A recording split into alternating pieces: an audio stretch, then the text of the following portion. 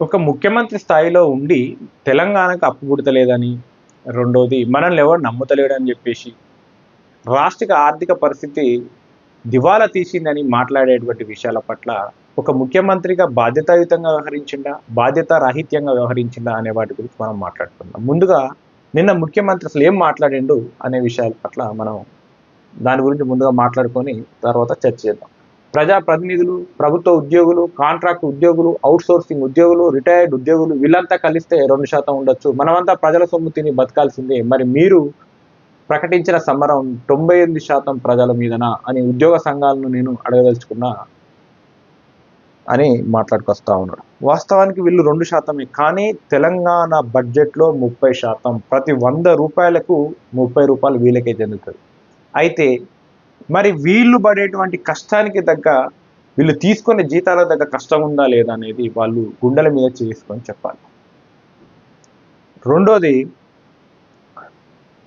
వీళ్ళకు 1 తారీఖే జీతాలు ఇచ్చేటువంటి పరిస్థితి వచ్చింది. ఈ 2% ఉన్నా ఎందుకు వీళ్ళకు 1 తారీఖు టాంచన జీతాలు ఇచ్చేటువంటి పరిస్థితి ఉందంటే, వీళ్ళు ఇంత చైతన్యంగా వీళ్ళ చేతిలో ఇంత జనాభా తక్కువున్నా కానీ ప్రభుత్వాన్ని ప్రభావితం చేసేటువంటి చైతన్యం వీళ్ళ దగ్గర ఉంది.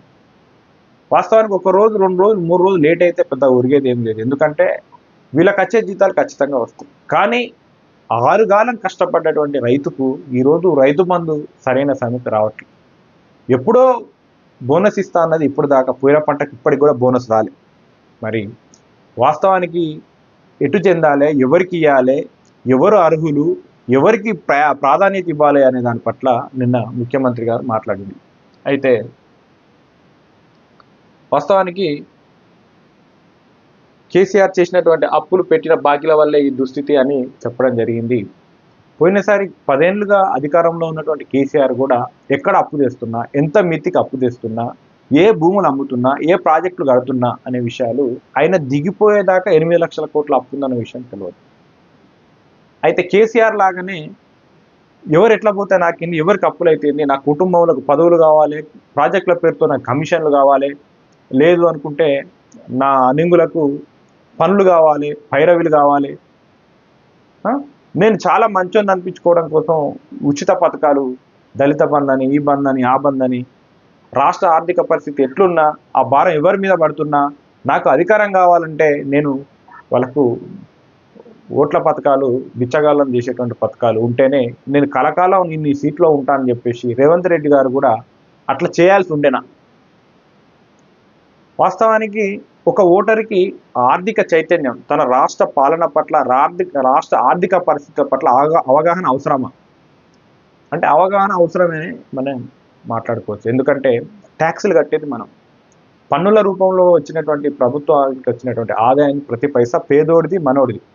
ప్రతి రాష్ట్రంలో ఉన్న ప్రతి పౌరుడు ఏదో ఒకటి కన్జప్షన్ చేస్తారు, దాని ద్వారా ట్యాక్స్ రూపంలో ప్రభుత్వానికి పోతుంది. మరి మనకు అవగాహన లేకపోవడం, మనకు అవగాహన కల్పించకపోవడం, ముఖ్యమంత్రి గారు ఈ విషయాలు మనకు చెప్పడం ఎట్లా తప్పవుతుంది? పన్నులు కట్టేవానికే కదా బాధ్యత. ఏ రూపాయి ఎట్లా ఖర్చు పెడుతున్నావు, ఎవరికి ఖర్చు పెడుతున్నావు, దేని మీద ప్రాధాన్యత ఇస్తున్నావు, మేము కట్టేటువంటి ట్యాక్సులు మాకు ఉపయోగపడుతున్నాయా లేవా అని చెప్పేసి ప్రతి పౌరుడు అడగాలి. అదే గతంలో కేసీఆర్ ఇవన్నీ ఏం చేయలే, ఎవరికి ఏం చెప్పలే, ఆయనకు అవసరం కూడా లేదు. మనం ఎలక్షన్ టైంకు డబ్బులు ఇచ్చినామా, మందు పోసినామా, ఓట్లు పడే పథకాలు ప్రారంభించినవా, ప్రజలను ఆకర్షించినవా, ఓట్లు పడ్డాయా అనేదే మనకు కావాలి. గతంలో జరిగిన దళిత బంధు కావచ్చు, బీసీ బంధు కావచ్చు, ఆ బంధు కావచ్చు, ఈ బంధు కావచ్చు, ఉప ఎన్నికల్లో ఇచ్చినటువంటి ఏదో వాళ్ళు వివిధ నియోజకవర్గాలు దత్తత తీసుకుంటాన్న హామీ కూడా కావచ్చు. ఇవన్నీ ఓట్ల పథకాలు. ఇప్పుడు ఎలక్షన్ టైంకు డబ్బు పంచడమో, లిక్కర్ పంచడమో, లేకపోతే ఉచిత పథకాలు ఇస్తేనే కదా వాడు కుక్కలాగా విశ్వాసంగా పడి ఉంటాడు. నువ్వన్నీ ఏమి ఇవ్వకుండా వాడిని నిజాయితీగా ఓటేస్తే రేపు గల్లబట్టి ఏం చేసినావు నువ్వు అని ప్రశ్నించేటువంటి మనస్తత్వాన్ని అలవాటు చేసుకుంటే, ఇప్పుడు కార్పొరేట్ పార్టీలు, బీఆర్ఎస్ లాంటి కార్పొరేట్ పార్టీల పరిస్థితి ఏంటిది?